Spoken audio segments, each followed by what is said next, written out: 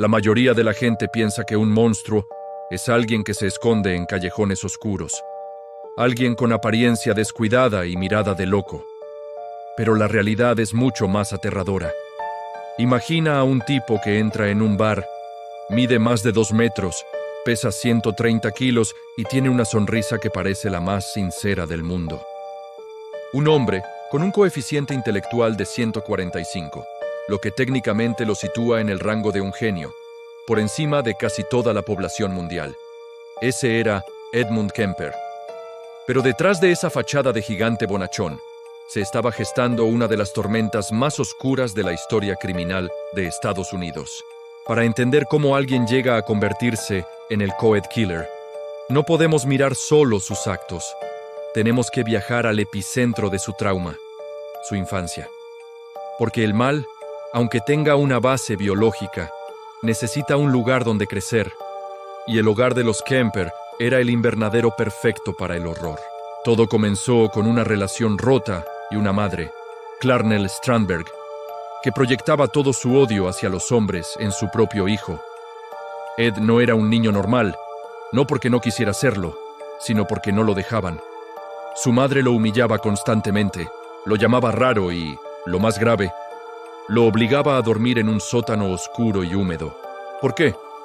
Porque ella decía que temía que su hijo corrompiera a sus hermanas. Imagina el impacto psicológico de que tu propia madre te trate como a una bestia antes de que hayas hecho nada malo. Aquí es donde la ciencia empieza a rascar la superficie. El aislamiento emocional y la deshumanización constante en las etapas críticas del desarrollo cerebral pueden alterar la formación de la empatía. Ed empezó a buscar consuelo en fantasías de control. Si no podía ser amado, al menos sería temido. Empezó con animales, una señal de alerta roja que hoy cualquier psicólogo identificaría al instante, pero en los años 50, el mundo simplemente miraba hacia otro lado. La tensión en esa casa era una olla a presión que finalmente estalló en 1964. Ed fue enviado a vivir con sus abuelos a una granja remota, con la esperanza de que el aire libre y el trabajo duro calmaran su mente. Fue un error fatal. A los 15 años, mientras su abuela escribía en la cocina, Ed tomó un rifle y, sin mediar palabra, terminó con su vida. Cuando su abuelo regresó a casa, corrió la misma suerte. Lo más inquietante no fue el acto en sí, sino lo que sucedió después. Ed llamó a su madre y luego a la policía. Cuando llegaron y le preguntaron por qué lo había hecho, no mostró remordimiento, ni llanto, ni miedo. Solo dijo que quería ver qué se sentía al matar a su abuela. Esta falta absoluta de conexión emocional con el sufrimiento ajeno es la firma de la psicopatía pura. Ed fue enviado al Hospital Estatal de Atascadero, un lugar para criminales con enfermedades mentales, pero allí es donde el monstruo se graduó con honores. En Atascadero, Ed Kemper no se limitó a cumplir su condena. Usó su inteligencia superior para convertir el hospital en su propia universidad personal de manipulación. Se hizo amigo de los psiquiatras. Se ofreció como voluntario para ayudar en las pruebas de personalidad y, en el proceso, aprendió exactamente cómo funcionaba la mente de los examinadores. Aprendió qué respuestas daban los pacientes curados y cuáles daban los peligrosos. Cuando llegaba su turno de ser evaluado, Ed realizaba una actuación digna de un Oscar.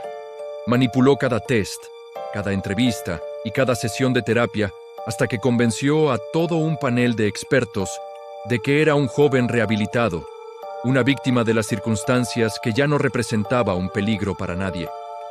En 1969, en su 21º cumpleaños, fue puesto en libertad. Los médicos le dieron el visto bueno para regresar a la sociedad, cometiendo uno de los errores más catastróficos de la historia psiquiátrica. Lo que siguió fue un periodo de calma aparente que solo era el preludio del caos. Ed regresó a Santa Cruz y, por increíble que parezca, volvió a vivir con su madre. La relación no había mejorado. De hecho, el desprecio de Clarnell hacia Ed era más ácido que nunca. Ella lo llamaba fracasado y se burlaba de su incapacidad para encajar. Pero ahora, Ed tenía herramientas que antes no poseía. Tenía la capacidad de camuflarse. Se hizo amigo de los policías locales, frecuentaba el bar donde ellos bebían y se ganó el apodo de Big Ed. Era el tipo que todos conocían pero que nadie veía realmente. Mientras tanto, en su mente, el diseño de su obra estaba cobrando forma. Empezó a recoger a estudiantes universitarias que hacían autostop. Al principio, solo las llevaba a sus destinos, probando su capacidad para inspirar confianza. Descubrió que su tamaño, que antes lo acomplejaba, ahora era su mayor ventaja. Proyectaba una seguridad que hacía que las jóvenes bajaran la guardia. Entre mayo de 1972 y febrero de 1973, el gigante dejó de ser un observador para convertirse en un cazador activo. Su modus operandi era la precisión absoluta. No dejaba rastros, no cometía errores impulsivos. Cada movimiento estaba calculado para evitar la detección. 6 jóvenes universitarias desaparecieron en la zona de Santa Cruz, sumiendo a la comunidad en un estado de paranoia total. La policía buscaba a un maníaco, a alguien que pareciera peligroso, sin sospechar que el hombre que buscaban estaba sentado a su lado en la barra del bar, escuchando los detalles de la investigación y riéndose por dentro de su propia audacia. Ed no solo estaba cometiendo actos atroces, estaba coleccionando el poder que su madre siempre le había negado. Cada vez que lograba que una víctima subiera a su coche voluntariamente, sentía que vencía al sistema que lo había humillado. Pero el ciclo de un asesino como Kemper nunca se detiene por satisfacción, solo se detiene por colapso o por alcanzar el objetivo final. Y ese objetivo, el núcleo de todo su odio, seguía cocinando la cena en casa, esperando para lanzarle el siguiente insulto. El gigante estaba a punto de cerrar el círculo de sangre que comenzó en el sótano de su infancia. El clímax de la historia de Ed Kemper no ocurrió en un callejón, sino en el lugar donde nació su resentimiento. En abril de 1973, la tensión acumulada durante décadas finalmente rompió los frenos inhibitorios del gigante. Ed decidió que el juego con las universitarias ya no era suficiente. Necesitaba enfrentar el origen de su trauma. Terminó con la vida de su madre de una manera que buscaba silenciarla para siempre, eliminando la voz que lo había atormentado desde niño. No se detuvo ahí. También acabó con la vida de la mejor amiga de su madre para cubrir sus huellas temporalmente. Sin embargo, algo cambió en su cerebro en ese momento. Al eliminar a Clarnell, el motor que impulsaba su violencia se apagó. Ya no había nadie a quien demostrarle nada, nadie de quien vengarse. En un acto que desafía la lógica de los asesinos seriales, Ed condujo hasta Colorado y, desde una cabina telefónica, llamó a la policía para confesar todo. Al principio, los oficiales pensaron que era una broma de Big Ed. No podían creer que el tipo amable que les compraba cervezas fuera el responsable de la carnicería que aterrorizaba al estado. Tras su captura, Kemper no buscó abogados famosos ni intentó alegar demencia para salvarse. Al contrario, se convirtió en un libro abierto. Su confesión fue tan detallada y técnica que dejó a los investigadores en shock. Aquí es donde entramos en la parte más fascinante desde el punto de vista científico, el análisis de su mente. ¿Por qué Ed era así? ¿Era simplemente un hombre malo o había algo en su biología que lo condenaba?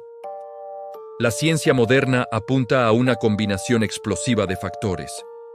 Por un lado, está el componente genético, a menudo asociado con el gen MAOA, también llamado el gen del guerrero. Este gen regula la descomposición de neurotransmisores como la serotonina. Cuando este gen presenta una baja actividad, el individuo puede tener una predisposición mucho mayor a la agresión impulsiva y a la falta de control emocional, especialmente si ha sufrido abusos en la infancia. En el caso de Ed, la genética le dio el arma, pero su madre apretó el gatillo. Si analizáramos el cerebro de Kemper con la tecnología actual, probablemente veríamos anomalías en la amígdala y la corteza prefrontal. La amígdala es el centro del procesamiento emocional, el lugar donde nace el miedo y la empatía.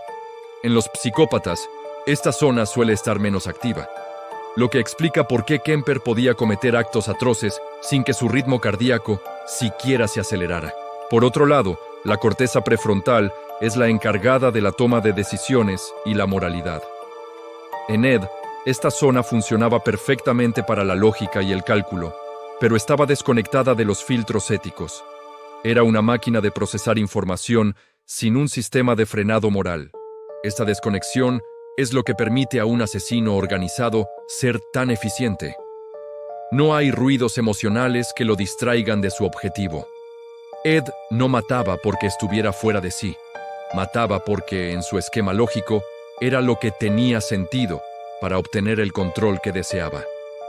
Pero lo que realmente separa a Ed Kemper de otros criminales es lo que hizo después de ser condenado a 8 cadenas perpetuas consecutivas. Se convirtió en la pieza clave para la creación de la ciencia del perfilamiento criminal. En la prisión de Vacaville recibió a agentes del FBI como Robert Ressler y John Douglas. Estos agentes estaban intentando entender un fenómeno nuevo que empezaba a plagar el país: el asesinato en serie.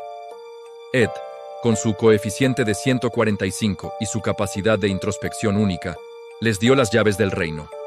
Les explicó cómo elegía a sus víctimas, cómo las manipulaba y, lo más importante, qué sentía antes, durante y después de los actos. Gracias a sus entrevistas, el FBI pudo categorizar a los asesinos en organizados y desorganizados, una distinción que ha salvado miles de vidas desde entonces. Kemper no solo era un objeto de estudio, era un colaborador que disfrutaba analizando su propia monstruosidad como si fuera el caso de otra persona. El análisis del gen del mal en Kemper nos lleva a una conclusión inquietante sobre la naturaleza humana. No se trata de un solo gen que te convierte en un asesino, sino de una arquitectura compleja, donde la biología se encuentra con el entorno. Ed tenía una inteligencia superior, una predisposición genética a la falta de empatía y un entorno doméstico que era una fábrica de odio. Si uno de esos factores hubiera faltado, ¿habría sido diferente? Si su madre lo hubiera amado, ¿habría usado su coeficiente intelectual para curar enfermedades en lugar de para destruirlas? Es la eterna pregunta de la criminología. Kemper es el ejemplo perfecto de que la psicopatía puede ser invisible, educada y extremadamente funcional. Él mismo dijo una vez que podía caminar por una calle llena de gente y que nadie sospecharía de los pensamientos que pasaban por su cabeza. Esa es la verdadera naturaleza del peligro, el mal que no parece malvado. Hoy, a una edad avanzada, Ed Kemper sigue tras las rejas, habiendo renunciado voluntariamente a sus audiencias de libertad condicional en varias ocasiones. Sabe que el monstruo que habita en él no ha desaparecido, simplemente está encerrado. Su legado es un recordatorio de que debemos prestar atención a las señales de alerta en la infancia y de que la mente humana es un territorio donde la luz y la sombra libran batallas que no siempre podemos ver. La historia de Big Ed terminó en una celda, pero las lecciones que dejó sobre la neurobiología del crimen siguen siendo la base de la justicia moderna. El gigante de Santa Cruz no solo dejó un rastro de dolor, dejó un mapa detallado de la oscuridad humana, un mapa que todavía hoy intentamos terminar de descifrar para evitar que otros como él vuelvan a caminar libremente entre nosotros.